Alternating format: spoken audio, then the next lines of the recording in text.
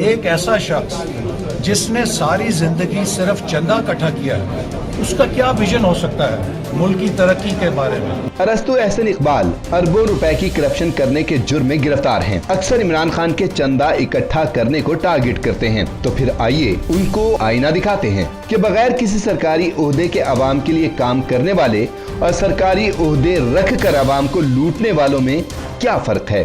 عمران خان نے چندہ اکٹھا کیا تو غریب عوام کے مفت علاج کے لیے لاہور میں شوکت خانم میموریل کینسر ہسپتال تعمیر کیا۔ ایک غریب گھرانے کے اندر کینسر ہو جائے تو ان کے اوپر کیا گزرتی ہوگی۔ تب میں نے فیصلہ کیا کہ لاہور میں ایک کینسر ہاسپٹل بننا چاہیے، لیکن اتنا بڑا منصوبہ یہ میں اکیلا نہیں کر سکتا تھا، تو اس میں آپ نے میرا ساتھ دیا۔ اب یہ ہاسپٹل 21 سالوں سے لوگوں کی قیمتی جانیں بچا رہا ہے۔ جبکہ ارسطو کے قائدین کو اقتدار ملا تو وہ زلزلہ متاثرین کی امداد تک کھا گئے۔ عمران خان نے چندہ اکٹھا کیا تو پاکستانی عوام کے لیے عالمی معیار کا تعلیمی ادارہ نمل یونیورسٹی تعمیر کی۔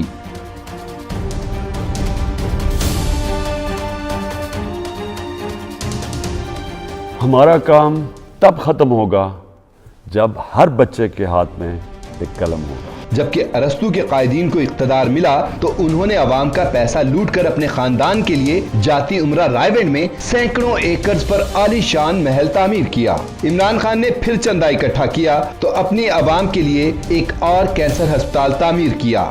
ایک کینسر ہاسپٹل سارے پاکستان کے لیے کافی نہیں۔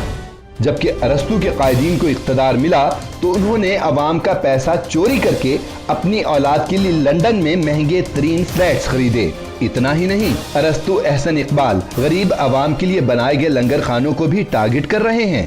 وہ سب کچھ بدل دیا ہے کہ پاکستان کو لنگر خانہ معیشت بنانے کے اندر۔ شرم آنی چاہیے غریب نادار لوگوں کو مفت کھانا کھاتے دیکھ کر ان کی تضحیک کرنے پر۔